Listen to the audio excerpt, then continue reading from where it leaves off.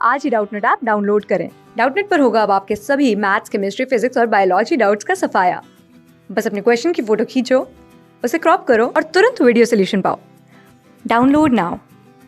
Hello everyone, हम पढ़ रहे थे एक डायरी और इस डायरी का शीर्षक है डायरी के पन्ने। और यह डायरी कक्षा 12 की पुस्तक वेतान से ली गई है। अभी तक हमने इस डायरी के बहुत सारे भाग पढ़ लिए हैं और इस डायरी को लेखिका एन फ्रैंक के द्वारा लिखा गया है।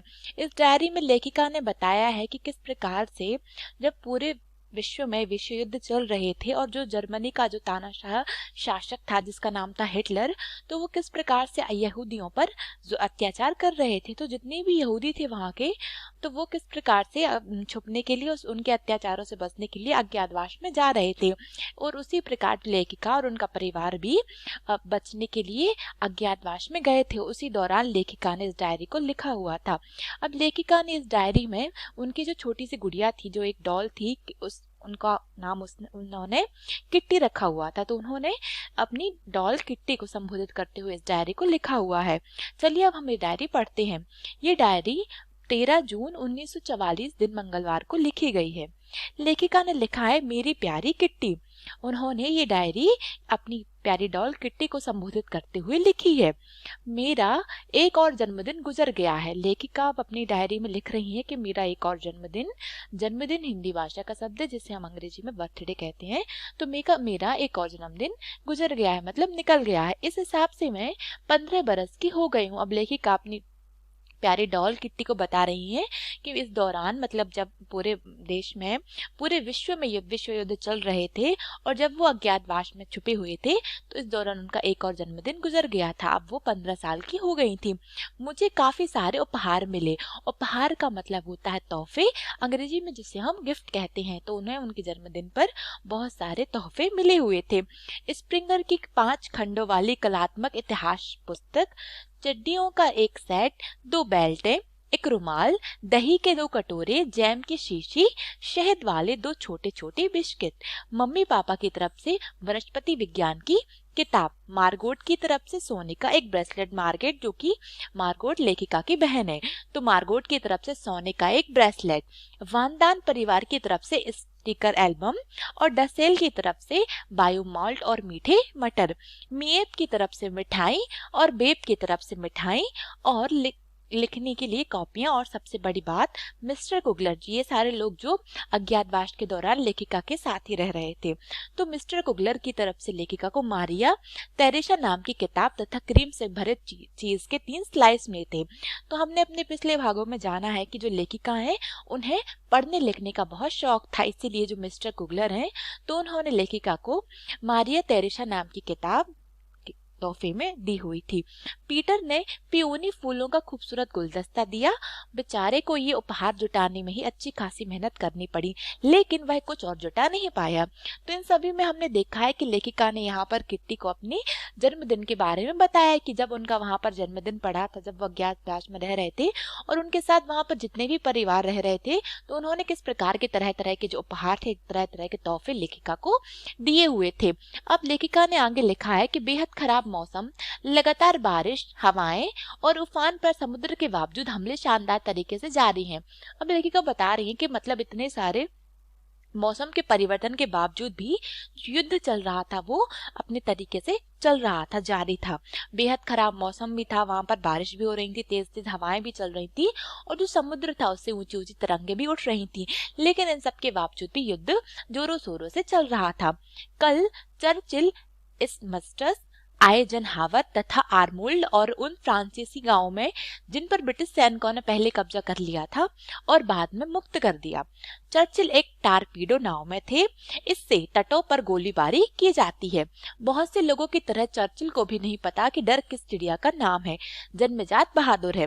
अब लेखिका ने यहाँ पर बताया कि किस प्रकार से जो ब्रिटिश सैनिक है उन्होंने कुछ गांवों पर कब्जा कर लिया और बाद में उन गांवों को मुक्त भी कर दिया। और जो चर्चिल नामक जो व्यक्ति है वो एक नाव में सवार थे और तटों के आसपास, मतलब नदी किनारे, समुद्र किनारे जितने भी तट बने हुए थे वहां पर गोलीबारी जारी थी। और वहां पर ऐसे बहुत सारे लोग थे जो अपने देश को बचाने के लिए, अपने लोगों को बचाने के लिए साहसी होकर, निडर होकर अभी भी युद्ध लड़ रहे थे। इसलिए लेखिका ने यहाँ पर चर्चिल की प्रशंसा करते हुए कहा है कि चर्चिल को यह भी नहीं पता था कि डर किस चिड़िया का नाम है, और वो तो जन्मजात, मतलब जन्म के समय से ही वह बहादुर और साहसी व्यक्ति है। यहाँ हमारी एनेक्सी की किलेबंदी से डच लोगों के मूड की था पाना बहुत मुश्किल है। इस बात में कोई शक नहीं कि लोग बाग बैठे ठाले भी खुश रह लेते हैं। ब्रिटिश सैनिकों ने आखिर अपनी कमर कस ली और अपने मकसद को पूरा करने के लिए निकल पड़े। अब लेखिका ने यहाँ पर बताया है कि जब वो जहाँ पर रह रही थी, जो भी उनके एनेक्सी थी, तो किस प्रकार से वहां पर 10 लोगों ने वहां पर आक्रमण करने शुरू कर दिए थे। और लेखिका ने बताया कि जो ब्रिटिश सैनिक थे, जितने भी ब्रिटिश सेना के जितने भी सैनिक थे, उन्होंने बाकी गांवों कस्बों पर अपना कब्जा करने के लिए वो निकल पड़े थे। और जो लोग ये दावे करते फिर रहे हैं कि वे ब्रिटिश द्वारा कब्जा किए जाने के पक्ष में नहीं है, नहीं जानते कि वे कितनी गलती पर हैं। उनके तर्क का कारण इतना भर है कि ब्रिटिश को लड़ते लड़ते रहना चाहिए, संघर्ष करना चाहिए और हॉलैंड को आजाद कराने के लिए अपने सूरवीर सैनिकों की शहादत के लिए आगे आना चाहिए। हॉलैंड एक देश का नाम है। तो लेखिका बता रहे हैं कुछ लोग इस बात के पक्ष में नहीं थे कि उन्हें ब्रिटिश सेना का गुलाम बनना है कि नहीं बनना है। वो अभी भी ब्रिटिश सेना के विरोधी थे और वो चाहते थे कि वो कैसे भी करके जो ब्रिटिश हैं वह लड़ते रहे, संघर्ष करते रहे। और जो हॉलैंड था उसको आजाद कराने के लिए अपनी शूरवीर सैनिक ने, जितने भी उनके सैनिक शहीद हुए थे, तो उसके लिए उन्हें अभी भी और भी आगे लड़ना चाहिए। इसलिए उन्होंने लिखा है कि शूरवीर सैनिकों की शहादत के लिए आगे आना चाहिए। हॉलैंड के साथ साथ कब्जे वाले दूसरे देशों को भी आजाद कराना चाहिए, लेकिन उसके बाद ब्रिटिश को हॉलैंड में रुकना नहीं चाहिए। अब लेखिका अपना मत रखते हुए कह रही हैं कि इंग्लैंड के जितने भी, ब्रिटिश के जितने भी देश थे, उनके जितने भी उनका एरिया हिस्सा था, तो उन्हें अपने पूरे हिस्से को कब्जे से मुक्त कराना चाहिए और अपने दूसरे देशों को भी आजादी दिलानी चाहिए। और इन सब के बावजूद भी ब्रिटिश शासन को रुकना नहीं चाहिए, बल्कि उन्हें अपनी आजादी के लिए लगातार संघर्ष करते रहना चाहिए। इसके बजाय इन्हें ये चाहिए कि वे सभी कब्जे वाले देशों से हाथ जोड़ जोड़ कर माफी मांगे, डच ईस्ट इंडीज को उसके सही हकदारों के हाथों में सौंपे और थके टूटे हारे और लुटे पिटे अपने देश ब्रिटेन में लौट जाए। अब लेखिका ने बताया कि जितने भी जो ब्रिटिशर्स हैं, तो वो उन्होंने जितनी भी जगह पर कब्जे किए हैं, तो वो उन लोगों को, जिनका वो देश है, उनको उनके देश वापस लौटा दे और उनसे हाथ जोड़कर माफी मांगे। और अब अपने वो देश ब्रिटेन, मतलब अब वो ब्रिटिशर्स थे, क्योंकि वो ब्रिटेन देश थे, तो इसलिए उन्हें अब अपने देश में वापस लौट जाना चाहिए। मूर्खों की कहीं कोई कमी नहीं है। लेखिका अपनी किट्टी से कह रही है कि इस देश में, इस दुनिया में मूर्ख लोगों की कहीं कोई कमी नहीं है। इसके बावजूद, जैसा कि मैंने कहा, कुछ एक समझदार डच लोगों की भी कमी नहीं है। अगर ब्रिटिश ने जर्मनी के साथ शांति संधि पर हस्ताक्षर कर लिए होते तो हॉलैंड और उसके पड़ोसी देशों का क्या हाल हुआ होता। अब लेखिका बता रही हैं जिस प्रकार से यहाँ पर मूर्खों की कोई कमी नहीं है, उसी प्रकार से वहां पर कुछ लोग, कुछ समझदार डच लोग भी अभी भी वहां पर मौजूद हैं। और उन्होंने, लेखिका ने लिखा है कि जो ब्रिटिश ने किस प्रकार से जो जर्मनी की जो शांति संधि थी, मतलब वो लोग युद्ध के खिलाफ थे और वो लोग शांतिपूर्वक बैठकर अपनी जितने भी उनके मसले थे उनको सुलझाना चाहते थे। इसलिए उन्होंने लिखा है कि अगर ब्रिटिश ने जर्मनी के साथ शांति संधि पर हस्ताक्षर कर लिए होते और हॉलैंड और उसके अगर कर लेते, तो हॉलैंड और जितने भी उनके पड़ोसी देश हैं उनका क्या हाल होता। क्योंकि जो जर्मन का जो शासक था हिटलर, वो बहुत तानाशाह था और वह पूरे देश पर, पूरे विश्व में राज करना चाहता था। तो वो, और इसके साथ वह जितने भी देश होते थे उन पर वो आक्रमण करता और उन्हें अपने कब्जे में ले लेता। अब इसीलिए अगर ब्रिटिश और जर्मनी मिल जाते तो इसका परिणाम यह होता कि बहुत से जितने भी पड़ोसी देश थे उनका हाल बुरा हो जाता। उसके पास ऐसा करने के बहुत मौके मौजूद थे। हॉलैंड जर्मनी बन चुका होता और तब यह होना ही समाप्ति का संकेत होता, सब कुछ खत्म हो जाने का संकेत। अब लेखिका ने बताया यदि जो हॉलैंड है, जो कि ब्रिटिश का है, ब्रिटेन का एक हिस्सा है, तो अगर हॉलैंड था जो जर्मनी बन चुका होता, तो यह बात तय थी कि हमारे देश की, हमारे विश्व में चारों तरफ अशांति, हाहाकार मच जाता। और यह एक बात यह हमारे दुनिया का, हमारे देश के खत्म होने का एक संकेत भी होता। ऐसे सभी डच लोग जो अभी भी ब्रिटिश को हिकारत से देखते हैं, ब्रिटेन की खुल्ली उड़ाते, उसके बुढ़ाते लार्डों की सरकार को ताने मारते हैं, उन्हें कायर कहते हैं, इसके बावजूद जर्मनों से नफरत करते हैं, एक अच्छा खासा सबक सिखाने के लायक हैं, उनकी जमकर मरम्मत की जानी चाहिए तथा हमारे जंग लगे दिमाग खुलेंगे और इसी प्रकार से हमारे हमारे अंदर जो भी जोश है वो वापस आएगा। अब लेखिका यहाँ पर बता रही हैं कि जितने भी डच लोग हैं, जितने भी वहां पर डच के जितने भी लोग हैं, वो किस प्रकार से ब्रिटिश सरकार को अभी भी हिकारत मतलब बुरी नजरों से देखते हैं, और वो किस प्रकार से ब्रिटेन का मजाक बनाते और उनकी जो भी सरकार थी उनको ताने मारते, उन्हें साथ साथ उन्हें डरपोक और कायर भी कहते। और इन सब के बावजूद वो जितने भी जर्मनी लोग थे तो उनसे नफरत भी करते थे, और उनको ऐसा मानना था कि यह एक अच्छा खासा सबक सिखाने का वक्त था। और इन सब बातों को सोचते सोचते उन लोगों में एक नया जोश पैदा हो गया। अब मेरे दिमाग में हर समय इच्छाएं, विचार, आरोप तथा डांट फटकार ही चक्कर खाते रहते हैं। अब चूंकि लेखिका एक डायरी लिख रही हैं तो इसमें उन्होंने अपने बारे में लिखा है और कहा है कि मेरे दिमाग में मतलब उस दौरान जब वो अज्ञातवास में रह रही थी तो इस दौरान मेरे दिमाग में हर समय इच्छाएं, विचार, आरोप और डांट फटकार ही चलते रहते थे। मैं सचमुच उतनी घमंडी नहीं हूँ जितना लोग मुझे समझते हैं। अब हमने अपने पिछले भागों में पढ़ा है कि लेखिका के जितने भी आस पड़ोस के जितने भी लोग थे और लेखिका के जितना भी परिवार के लोग थे, तो वो उन लोगों को लगता था कि लेखिका एक घमंडी लड़की, इसलिए लेखिका ने कहा है कि मैं सचमुच उतनी घमंडी नहीं हूँ जितना लोग मुझे समझते हैं। मैं किसी और की तुलना में अपनी कमजोरियों और खामियों को बेहतर तरीके से जानती हूँ, लेकिन एक फर्क है, मैं जानती हूँ कि मैं खुद को बदलना चाहती हूँ, बदलूंगी और काफी हद तक बदल चुकी हूँ। लेखिका ने यहाँ पर अपने स्वभाव के बारे में बताया है कि बहुत सारे लोग समझते हैं कि वो बहुत ज्यादा घमंडी हैं, लेकिन लेखिका को लगता है कि मैं ऐसी नहीं हूँ। मैंने बहुत सारे लोगों की तुलना में अपने अंदर की कमजोरियों को जाना है और मेरे अंदर जितनी भी कमजोरियां थी उनको मैंने दूर किया है। अब लेखिका आगे लिख रही है कि तब ऐसा क्यों है। मैं अपने आप से यह सवाल पूछती हूँ कि लोग मुझे अभी भी इतना नाक घुसेड़ू और अपने आप को 30 मार का समझने वाली क्यों मानते हैं। क्या मैं वाकई अक्खड़ हूँ। अब लेखिका मन ही मन सोचती हैं, क्योंकि लेखिका उस वक्त बहुत ही कम उम्र की थी, तो लेखिका के मन में तरह तरह के सवाल आते हैं। अब वो मन ही मन सोचती हैं कि जब मेरे अंदर जितनी भी कमियां थी तो मैंने अपनी उन कमियों को पहचाना और उन्हें दूर करने का पूरा प्रयास किया है, लेकिन अभी भी लोग मुझे ऐसा समझते हैं कि जैसे मैं घमंडी हूँ और मैं सबसे अपने आप को 30 मार का समझती हूँ, मतलब मुझे सब कुछ ही आता है और मेरे सामने समक्ष जो भी व्यक्ति उसे कुछ भी नहीं आता। तब लेखिका मन ही मन सोचती हैं कि क्या मैं वाकई में अक्खड़ हूँ, क्या मैं ही अकेली अक्खड़ हूँ या वे सब भी हैं। यह सब वाहियात लगता है, मुझे पता है। अब लेखिका अपने मन में बातें करते हुए कहती हैं कि क्या मैं ही अकेली अक्खड़ हूँ या ये सारे जितने भी मेरे चारों तरफ लोग हैं, क्या ये भी मेरे स्वभाव की तरह ये भी लोग हैं। लेकिन ये जो जितनी बातें मेरे दिमाग में चल रही हैं ये बहुत ही वाहियात मतलब बहुत ही बुरी बातें हैं। अब लेखिका अपने मन में खुद से स्वयं से बात करते हुए अपने अंदर की कमियों को पहचानती हैं और उन्हें पूरी तरीके से दूर करने का प्रयास करती हैं। अब लेखिका आगे लिखती हैं, लेकिन मैं ऊपर लिखा ये आखिरी वाक्य काटने वाली नहीं हूँ। ये वाक्य इतना मूर्खतापूर्ण नहीं है जितना लगता है। अब लेखिका मन ही मन कह रही हैं कि मैंने अभी ऊपर जो भी लिखा है मेरी प्यारी किट्टी, मैंने तुम्हें जो भी अभी बताया है इसे मैं लिखने के बाद काटूंगी नहीं, क्योंकि मुझे लगता है कि ये मैंने सही लिखा है। मुझ पर हमेशा आरोपों की बौछार करते रहने वाले दो लोग हैं, मिसेस वानदान और डसेल। उनके बारे में सबको पता है कि वे कितने जड़ बुद्धि हैं। अब लेखिका बता रहे हैं कि लेखिका को जो सबसे ज्यादा लोग परेशान करते थे, जो कहते थे कि लेखिका घमंडी है, तो वो थे मिसेस वानदान जो कि मिस्टर वानदान की पत्नी थी, और मिस्टर डसेल जो कि लेखिका के पिताजी के जो दफ्तर था, जिनका जो ऑफिस था उसी में उनके साथ काम करते थे। अब लेखिका आगे लिख रही है कि मूर्ख जिसके आगे कोई विशेषण लगाने की जरूरत नहीं है। मूर्ख लोग आमतौर पर इस बात को सहन नहीं कर पाते कि कोई उनसे बेहतर काम करके दिखाए, और इसका सबसे बढ़िया उदाहरण ये है कि जड़मती मिसेस वानदान और मूर्खा धीरेज डसेल। अब लेखिका यहाँ पर उन लोगों के बारे में बात कर रही हैं कि जो मूर्ख लोग होते हैं वो स्वयं को समझते हैं कि उन्हें दुनिया की सारी बातें, उन्हें दुनिया की सारी समझदारियां हैं, उन्हें दुनिया का पूरा ज्ञान है। इसीलिए लेखिका ने यहाँ पर कहा है कि ये जो दो जड़मती लोग हैं, मतलब जिनमें बुद्धि बहुत कम है, वो है मिसेस वानदान, और जो मूर्खों के जो अधिराज मतलब मूर्खों के जो राजा हैं वो है मिस्टर डसेल।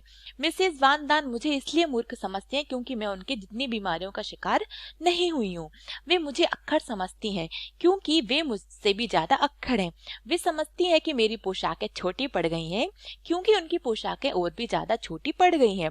और वे समझती हैं कि मैं अपने आप को कुछ ज्यादा ही 30 मार का समझती हूँ क्योंकि वे उन विषयों पर मुझसे भी दोगुना ज्यादा बोलती हैं जिनके बारे में वे खाक भी नहीं जानती। अब लेखिका ने यहाँ पर मिसेस वानदान के बारे में बात करते हुए कहा है कि जो मिसेस वानदान है वो किस प्रकार से उनकी ये सोच है कि जो लेखिका है वो अक्खड़ है और उन्हें वो बहुत ज्यादा घमंडी स्वभाव की हैं। अब लेखिका को इसके विपरीत लगता है कि जो मिसेस वानदान है वो स्वयं ही मूर्ख है और वो स्वयं ही बहुत ज्यादा घमंडी है। अब लेखिका ने यहाँ पर लिखा है कि यह बात डसेल पर भी फिट होती है। जो मिस्टर डसेल हैं जो कि लेखिका को घमंडी समझते हैं, तो जो बात लेखिका ने मिसेस वानदान के लिए कही थी वो बात फिर से मिस्टर डसेल के लिए कहना चाहती हैं। मेरी प्रिय कहावत है, जहां आग होगी धुआं भी वहीं होगा। अब लेखिका ने यहाँ पर एक कहावत, एक मुहावरा पेश किया है कि जहां आग होगी धुआं भी वहीं होगा। और मुझे यह मानने में रत्ती भर भी संकोच नहीं है कि मैं सब कुछ जानती हूँ। और लेखिका यहाँ पर अपने बारे में बात कर रही है, कह रही है कि मुझे ये मानने में रत्ती भर भी संकोच नहीं है कि मैं दुनियादारी की सारी खबरें रखती हूँ, सारी पत्रिकाओं को पढ़ती हूँ, बहुत सारी पुस्तकों को पढ़ती हूँ, इसलिए मेरे अंदर बहुत सारा ज्ञान है। मेरे व्यक्तित्व के साथ सबसे मुश्किल बात यह है कि मैं किसी भी और व्यक्ति की तुलना में अपने आप को सबसे धिक्कारती हूँ। यदि माँ अपनी सलाहें देना शुरू कर देती है तो उनके उपदेशों की पोटली इतनी भारी हो जाती है कि मुझे डर लगने लगता है। कैसे होगी इससे मुक्ति जब तक एन का वही पुराना रूप सामने नहीं आ जाता, मुझे कोई नहीं समझता। तो लेखिका ने यहाँ पर बताया किस प्रकार से वो अपने अंदर, उनके अंदर जो बातें चल रही होती हैं तो वो अक्सर उन बातों से दो चार होती रहती हैं। अब आगे लिखा है कि यह वाक्य मेरा हिस्सा है। बेशक लगे कि ऐसा नहीं होगा, फिर भी इसमें थोड़े से सच का अंश है। कई बार तो मैं अपने आप को प्रताड़ित करते हुए इतने गहरे उतर जाती हूँ कि सांत्वना के दो बोल सुनने के लिए तरस जाती हूँ। कोई और आए और मुझे इससे उबारे। काश कोई तो होता जो मेरी भावनाओं को गंभीरता से समझ पाता, लेकिन अफसोस ऐसा व्यक्ति मुझे अब तक नहीं मिला। इसीलिए तलाश जारी रहेगी। अब लेखिका अपने मन, उनके मन में जितनी भी बातें हैं वो ये सारी बातें अपनी डायरी में लिखती हैं और अपनी, उनकी जो डॉल होती है उसको ये सारी बातें उसके साथ साझा करती हैं और बताती हैं कि कई बार उन्हें जीवन में ऐसा लगता है कि कोई तो उनके पास आए, उन्हें समझे और उनसे प्यार के मीठे दो बोल बोले। अब लेखिका ने लिखा है कि मुझे पता है तुम पीटर के बारे में सोचकर हैरान हो रही हो। नहीं क्या किट्टी? अब लेखिका किट्टी से पूछती है कि मुझे पता है कि जो पीटर मेरा जो दोस्त है उसके बारे में सोचकर तुम भी हैरान हो रही हो। मैं मानती हूँ कि यह सच है कि पीटर मुझे प्यार करता है, गर्लफ्रेंड की तरह नहीं बल्कि एक दोस्त की तरह। अब लेखिका यहाँ पर किटी से कहती है कि हाँ, मैं भले ही मैं कह रही हूँ कि कोई मुझे समझता नहीं है, लेकिन जब मैंने पीटर के बारे में बताया तो तुम भी ये सब सुनकर हैरान हो रही होगी। लेकिन यह बात सच है कि पीटर मुझसे बहुत ज्यादा प्रेम मतलब प्यार करता है, लेकिन मैं उसकी गर्लफ्रेंड नहीं हूँ। वो मुझे गर्लफ्रेंड की तरह प्यार नहीं बल्कि एक दोस्त की तरह प्यार करता है और मुझे अपनी बहुत अच्छी मित्र मानता है। उसका स्नेह दिन पर दिन बढ़ता ही जा रहा है, लेकिन कई बार कोई रहस्यमयी ताकत हम दोनों को पीछे की तरफ खींचती है। मैं नहीं जानती कि वो कौन सी शक्ति। अब लेखिका यहाँ पर अपने और पीटर के रिश्ते के बारे में यहाँ पर जो उनकी डॉल है किट्टी उसको बता रही है। अब लेखिका ने आगे लिखा है कि कई बार मैं सोचती हूँ कि मैं उसके पीछे जिस तरह प्रेम दीवानी बनी रहती हूँ उसे बढ़ा चढ़ाकर बता रही हूँ, लेकिन यह सच नहीं है। इसका कारण यह है कि अगर मैं उसके कमरे में 1-2 दिन के लिए ना जा पाऊं तो मेरी बुरी हालत हो जाती है। मैं उसके लिए तड़पने लगती हूँ। लेखिका ने यहाँ पर अपने और पीटर के बारे में बताया कि जब वो पीटर से कुछ दिन ना मिल पाए तो वो किस प्रकार परेशान हो जाती हैं और उसके लिए तड़पने लगती हैं। अब पीटर अच्छा और भला लड़का है, लेकिन उसने मुझे कई तरह से निराश किया है। धर्म के प्रति उसकी नफरत, खाने के बारे में उसकी बातें करना और इस तरह की कई और बातें जो मैं बिल्कुल पसंद नहीं करती। अब लेखिका बता रही है कि भले ही पीटर उनका बहुत अच्छा मित्र है, उनका अच्छा दोस्त है, लेकिन उससे जुड़ी कुछ ऐसी बातें हैं जो लेखिका को बिल्कुल भी पसंद नहीं है। इसके बावजूद मुझे पक्का यकीन है कि हमने जो वायदा किया है कि कभी झगड़ेंगे नहीं, हम उस पर हमेशा टिके रहेंगे। अब लेखिका यहाँ पर अपने और पीटर के बारे में बात कर रही है और कह रही है कि उन्होंने और पीटर ने अब एक दूसरे से वादा किया है कि वो कभी भी झगड़ेंगे नहीं, भले ही उनके विचार आपस में नहीं मिलते, लेकिन इन सब के बावजूद भी वो कभी झगड़ेंगे नहीं, हमेशा एक अच्छे मित्र बने रहेंगे। अब लेखिका यहाँ पर पीटर के व्यक्तित्व के बारे में बात करती हैं कि पीटर शांति प्रिय, सहनशील और बेहद सहज आत्मीय व्यक्ति है। वह मुझे कई ऐसी बातें भी कह लेने देता है जिनके कहने की वह अपनी मम्मी को भी इजाजत ना देता। अब लेखिका ने यहाँ पर साथ साथ पीटर की प्रशंसा करते हुए कहा है कि वह लेखिका को इतनी इजाजत भी देता है कि लेखिका उनसे कुछ भी बातें कर सकती हैं और जिन बातों की इजाजत स्वयं पीटर की मम्मी को भी नहीं है। वह दृढ़ निश्चय होकर इस मुहिम पर जुटा हुआ है कि वह अपने पर लगे हुए सभी इल्जामों से अपने आप को साफ पाक करे और अपने कामकाज में सलीका लाए। अब लेखिका यहाँ पर बता रही है कि जो पीटर है, अब उसके मन में एक ही बात है कि वह उसके ऊपर जितने भी इल्जाम लगे हुए हैं, मतलब लोग कहते हैं कि पीटर का स्वभाव ऐसा है वैसा है, तो इन सारे इल्जामों से वह खुद को बरी करे और अपने काम में बहुत अच्छे से माहिर हो जाए। इसके बावजूद वह अपने भीतरी शव को मुझसे छुपाता क्यों है और मुझे कभी भी इस बात की अनुमति नहीं देता कि मैं उसमें झोंकूं। अब लेखिका अपने मन की बात अपनी किट्टी से साझा करते हुए कहती है कि कुछ ऐसा है जो पीटर मुझसे भी छुपाता है। निश्चय ही वह मेरी तुलना में ज्यादा घुन्ना है, लेकिन मैं अनुभव से जानती हूँ। हालांकि मुझ पर लगातार यह आरोप लगाया जाता है कि जो कुछ भी जानना चाहिए वह मैं थ्योरी में जानती हूँ, व्यवहार में नहीं। अब लेखिका जो कि बहुत ही कम उम्र के हैं, तो उनके जितने भी परिवार के लोग हैं वो कहते हैं कि लेखिका बहुत सारी बातों को सिर्फ थ्योरेटिकल ही जानती हैं, वो उन्हें वह प्रैक्टिकली नहीं जानते। अर्थात लेखिका के बारे में कहा गया है कि मुझ पर लगातार यह आरोप लगाया जाता है कि जो कुछ भी जानना चाहे वह मैं थ्योरी में जानती हूँ, व्यवहार में नहीं। अर्थात उन्हें जो भी बातें सिखाई जाती हैं वह उन्हें सिर्फ थ्योरी में ही, मतलब पढ़ाई लिखाई में ही समझती हैं, उन्हें अपनी व्यवहारिक भाषा में अभी भी नहीं जानती हैं। कई बार ऐसे घुने लोग भी जिनसे संवाद कर पाना बहुत मुश्किल होता है, अपनी बात किसी से कह पाने की उठकर चाय लिए होती है। संवाद का मतलब होता है बातचीत। तो लेखिका बता रही है कि कुछ लोग ऐसे भी होते हैं जिनसे संवाद कर पाना बहुत कठिन होता है। उनके मन में बहुत सारी बातें चल रही होती हैं, लेकिन वो अपनी बातों को लोगों के सामने समक्ष प्रस्तुत करने से डरते हैं। पीटर और मैंने दोनों ने अपने चिंतनशील बरस एनेक्सी में ही बिताए हैं। अब लेखिका बता रही है जब वो यहूदी, जो कि वह यहूदी थी और वो हिटलर की तानाशाह शासन से बचने के लिए, उनके प्रताड़ना से बचने के लिए वह एक अज्ञातवास में एक एनेक्सी में चली गई थी। तो पीटर उनका जो मित्र था, तो पीटर और मैंने दोनों ने अपनी चिंतनशील बरस इसी एनेक्सी में ही बिताए हैं। हम अक्सर भविष्य, वर्तमान और अतीत की बातें करते हैं, लेकिन जैसा कि मैं तुम्हें बता चुकी हूँ, मैं असली चीज की कमी महसूस करती हूँ और जानती हूँ कि वह मौजूद है। अब लेखिका ने यहाँ पर अपने बारे में अपनी किट्टी को लिखा और कहा है कि मैं अभी भी ऐसी बहुत सारी चीजों की कमी महसूस करती हूँ और मेरे अंदर एक बात यह भी चलती है कि हो सकता है ये जितनी भी चीजें हैं वह मेरे आसपास ही मौजूद है। क्या इसका कारण यह है कि मैं अर्थ से बाहर नहीं निकली हूँ और प्रकृति के लिए पागल हुई जा रही हूँ? अब लेखिका के मन में जो भी सवाल आ रहे हैं तो वो सोचती हैं कि शायद इसका एक कारण यह है कि मैं बहुत वक्त से बाहर नहीं निकली हूँ और वह अज्ञातवास में घर में कैद है और साथ ही साथ वह प्रकृति के लिए मतलब प्रकृति की जितनी भी सुंदरता है उसको देखने के लिए वह आतुर है। इसलिए उन्होंने कहा है कि शायद इसका यह कारण यह है कि मैं प्रकृति के देखने के लिए पागल हुई जा रही हूँ।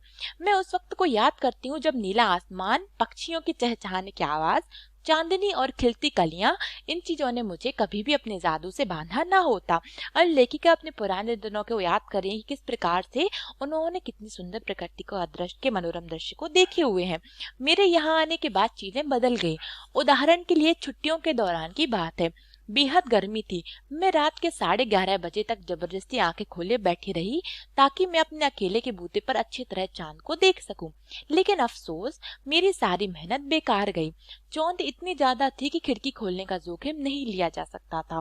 कई महीने बाद एक और मौका ऐसा आया। उस रात मैं ऊपरी वाली मंजिल पर थी, खिड़की खुली हुई थी। जब तक खिड़की बंद करने का वक्त नहीं हो गया मैं वहीं बैठी रही। तो लेखिका ने बताया कि किस प्रकार से उन्होंने बहुत वक्त से चांद को नहीं देखा था और वह चांद को, उसकी सुंदरता को देखने के लिए आतुर हो रही थी। यह गहरी सांवली बरसात की रात थी। तेज हवाएं चल रही थी, बादलों के बीच लुका छिपी चल रही थी। अब चूंकि मौसम वो बरसात का मौसम था। तो यहाँ पर लेखिका ने बरसात के मौसम की महत्वता के बारे में बताया है कि ये जो रात थी वह गहरी सांवली रात थी और बहुत तेज हवाएं चल रही थी और बादलों के भी कभी बादल पास आ रहे थे, कभी बादल दूर जा रहे थे, तो उनकी एक लुकाछिपी चल रही थी। इस सारे नज़ारे ने मुझे मंत्रमुग्ध कर दिया। मतलब लेखिका जब प्रकृति की सुंदरता को देख रही थी तो वह मंत्रमुग्ध हो गई थी। पिछले 1.5 बरस में यह पहली बार हो रहा था कि मैं आमने सामने रात से साक्षात्कार कर रही थी। अब लेखिका बता रहे हैं कि बहुत वक्त बाद उन्होंने अब खुले आसमान को देखा है। उस शाम के बाद प्रकृति से साक्षात्कार करने की मेरी चाह लगातार बढ़ती गई। तब मुझे चोर, उचक्के, मोटे काले चूहे या पुलिस के छापे का भी डर नहीं था। अब चूंकि जिस दौर में लेखिका रह रही थी, जिस वक्त की वो बात कर रही हैं, उस वक्त चारों तरफ लोग चोर बन गए थे क्योंकि उनके पास खाने के लिए बहुत कम चीजें थी। उनके पास चीजों के अभाव के कारण उन्हें चोर बनना पड़ा। तो किस प्रकार से उस वक्त लोग चोर बन गए थे, तो लेखिका बता रही हैं कि जब उन्होंने प्रकृति की सुंदरता को करीब से देखा तो उसे देखते हुए उन्हें उनके मन से जितने भी डर थे वो सारे डर दूर हो गए थे और अब उनका मन करता था कि वो रोज इस प्रकार से चांद को देखें। मैं अकेले ही नीचे चली गई थी और रसोई तथा प्राइवेट ऑफिस की खिड़की से प्रकृति के नजारे देखती रही थी। कई लोग सोचते हैं कि प्रकृति सुंदर होती है, कई लोग समय समय पर तारों भरे आसमान के तले सोते हैं और कई लोग अस्पतालों और जेलों में उस दिन की राह देखते रहते हैं कि वे कब आजाद होंगे और वे फिर से कब प्रकृति के इस अनूठे उपहार का आनंद ले पाएंगे। प्रकृति गरीब अमीर के बीच कोई भेदभाव नहीं करती। अब लेखिका ने यहाँ पर बताया कि उस वक्त के जितने भी लोग थे, वह जो कि अस्पताल घायल होकर अस्पतालों में पड़े थे, जो कि जेलों में बंद थे, तो वो लोग भी सोच रहे होंगे कि वो कब आजाद होंगे और कब वो जाकर प्रकृति के मनोरम दृश्य को अपनी आंखों से देख पाएंगे। और लेखिका ने साथ ही साथ यहाँ पर प्रकृति की विशेषता बताते हुए बताया कि जो प्रकृति होती है वो कभी भी गरीब और अमीर के बीच कोई भेदभाव नहीं करती, वह समान रूप से सबको समान ही मानती है। यह मेरी कल्पना मात्र नहीं है। आसमान, बादलों, चांद और तारों की तरफ देखना मुझे शांति और आशा की भावना से सराबोर कर देता है। अब लेखिका ने यहाँ पर अपनी प्रकृति प्रेमी होने के बारे में बताया है। यह वेलेरियन या ब्रोमाइड की तुलना में आजमाया हुआ बेहतर नुस्खा है। शांति पाने का रामबाण दवा है। और साथ ही साथ लेखिका ने बताया कि अगर आप किसी बीमारी से या किसी भी परेशानी से जूझ रहे हैं तो किस प्रकार से हमारी जो प्रकृति है, हमारे जो आसमान है, जो बादल है, जो चांद है, तो वो किस प्रकार से हमें शांति देते हैं। शांति पाने की रामबाण दवा। प्रकृति मुझे विनम्रता का उपहार देती है और इससे मैं बड़े से बड़ा धक्का भी हिम्मत के साथ झेल सकती हूँ। अब लेखिका ने यहाँ पर प्रकृति और उनसे जुड़ी हुई बातों को बताया कि जो प्रकृति है वह मुझे विनम्रता से खाती है और साथ ही साथ मुझे इतना साहसी और मजबूत बनाती है कि मैं जीवन के प्रत्येक बड़े से बड़ी परेशानियों का डटकर मुकाबला कर सकूं। लेकिन किस्मत का लिखा यही है, कुछ एक दुर्लभ अवसरों को छोड़कर मैं मैल से चीकट हुई खिड़कियों में घुसे गंदे पर्दों में से प्रकृति को कम ही निहार पाती हूँ। इस तरह से देख लेने से आनंद लेने की सारी भावनाएं ही मर जाती हैं। प्रकृति ही तो एक ऐसा वरदान है जिसका कोई शानी नहीं है। अब लेखिका ने यहाँ पर हमें प्रकृति के बारे में बताया कि किस प्रकार से जो प्रकृति है वह लेखिका को बहुत ही अपनापन महसूस कराती है।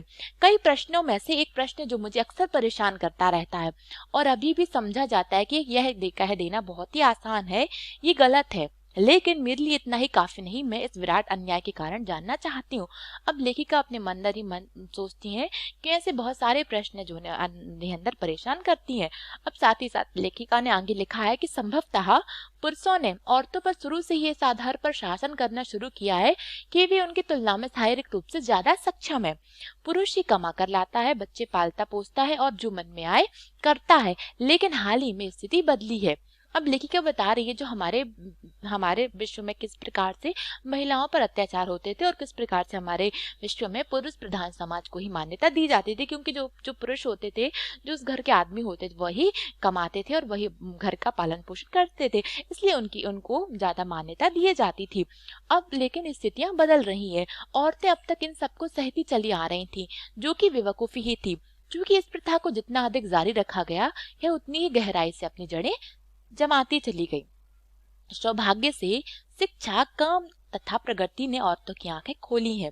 कई देशों ने तो उन्हें बराबरी का हक दिया जाने लगा है। कई लोगों ने, कई औरतों ने और कुछ एक पुरुषों ने भी अब इस बात को महसूस किया है कि इतने लंबे समय से तक इस तरह की वाहियात स्थिति को झेलते जाना गलत ही था। आधुनिक महिलाएं पूरी तरह से स्वतंत्र होने का हक चाहती हैं। अब लेखिका ने यहाँ पर बताया कि किस प्रकार से हमारा देश हमारे पूरे विश्व में पुरुष प्रधान समाज था और हमारे समाज में पुरुषों को ही ज्यादा महत्व दिया जाता था। लेकिन धीरे धीरे परिस्थितियां बदली और फिर महिलाओं को भी समाज में समान हक मिलने लगा और कुछ देश अभी आज महिलाओं को समान हक देने के लिए तैयार है और उसके साथ ही साथ बहुत सारी महिलाओं और पुरुषों की नजरिया भी अब बदलने लगा था। लेकिन इतना ही काफी नहीं है, महिलाओं का भी पूरा सम्मान किया जाना चाहिए। लेखिका कह रही है कि भले ही महिलाओं को पूरा हक दिए जा चुके हैं, लेकिन इतना काफी नहीं है, हमारी महिलाओं को भी पूरा सम्मान मिलना चाहिए। आमतौर पर देखा जाए तो पूरी दुनिया में पुरुष वर्ग को पूरा सम्मान मिलता है, तो महिलाओं ने क्या ही कसूर किया है वे इससे वंचित रहें और अपने हिस्से का सम्मान ना मिले। यहाँ पर लेखिका ने बताया है कि हम किस प्रकार से जो पुरुष होते हैं उन्हें पूरा सम्मान मिलता है और आज भी बहुत ही ऐसे सारे क्षेत्र हैं जहाँ पर महिलाओं को अभी भी पिछड़ा माना जाता है। सैनिकों और युद्धों के वीरों का सम्मान किया जाता है, उन्हें अलंकृत किया जाता है। अलंकृत का मतलब उन्हें पुरस्कार दिए जाते हैं, उन्हें अमर बना डालने का शौर्य प्रदान किया जाता है, शहीदों को पूजा भी जाता है। लेकिन कितने लोग ऐसे हैं जो औरतों को भी सैनिक का दर्जा देता है। लेखिका ने अब हमारे सामने एक बहुत बड़ा प्रश्न खड़ा किया है कि जितने भी सैनिक और युद्ध के जितने भी वीर होते हैं उन्हें सम्मानित किया जाता है, उन्हें पुरस्कार से नवाया जाता है। लेकिन आज हमारे देश में जितनी महिलाएं हैं और ऐसे कितने लोग हैं जो हमारे देश की महिलाओं को भी सैनिक का दर्जा देते हैं। लेखिका ने यहाँ पर महिला और पुरुष की बराबरी की बात करते हुए ये सारी बातें कही हुई हैं। अब मौत के खिलाफ मनुष्य नाम की किताब में मैंने पढ़ा था कि आमतौर पर युद्ध में लड़ने वाले वीर को जितनी तकलीफ, पीड़ा और बीमारी और यंत्रणा से गुजरना पड़ता है, उससे कहीं अधिक तकलीफें औरतें बच्चों को जन्म देते समय झेलती हैं। और इन सारी तकलीफों से गुजरने के बाद उससे पुरस्कार क्या मिलता है? जब बच्चा जानने के बाद उसका शरीर अपना आकर्षण खो देता है तो उसे एक तरफ धकिया दिया जाता है, उसे उसके बच्चे छोड़ देते हैं और उसका सौंदर्य के उससे विदा ले लेता है। अब लेखिका ने यहाँ पर एक बहुत बड़ी बात कही है और कहा है कि जो महिलाएं पूरे हमारी जितनी भी महिलाएं होती हैं उन्हें कितना दर्द होता है जब वो एक बच्चे को जन्म देती हैं और इन इतने दर्द को सहने के बाद भी उन्हें किसी प्रकार का कोई पुरस्कार नहीं दिया जाता, बल्कि उनका पति भी और उनके बच्चे भी उन्हें छोड़कर चले जाते हैं और उन्हें वो सम्मान और वो इज्जत नहीं मिलती जो उन्हें मिलनी चाहिए। अब औरत ही तो वो है जो मानव जाति की निरंतरता को बनाए रखने के लिए इतनी तकलीफों से गुजरती है और संघर्ष करती है, बहुत अधिक मजबूत और बहादुर सिपाहियों से भी ज्यादा मेहनत करके खटती है।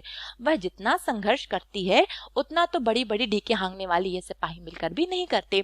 अब लेखिका ने यहाँ पर महिला सशक्तिकरण के बारे में बात करते हुए कहा है कि एक औरत ही है जो कि मानव जाति को बनाए रखती है, मानव जाति की निरंतरता को बनाए रखती है। और वो अगर औरत ना हो तो उनका मानना है अगर औरत ना हो तो इस मानव जाति का कोई भी कल्याण नहीं होगा।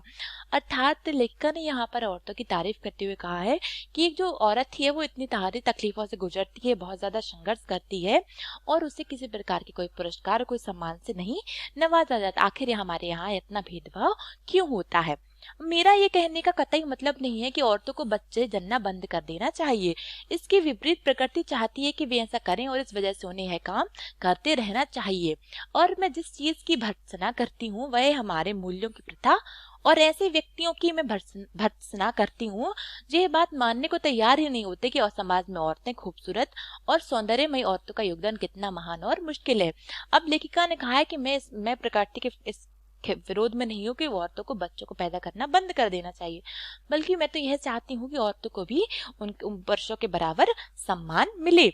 लेखिका ने लिखा है कि मैं उस पुस्तक के लेखक श्री पोल की दे क्रुयेफ जी से पूरी तरह से सहमत हूँ जब वे कहते हैं कि पुरुषों को यह बात सीखनी ही चाहिए कि संसार के जिन हिस्सों को हम सभ्य कहते हैं वहां जन्म अनिवार्य और टाला ना जा सकने वाला काम नहीं रह गया है।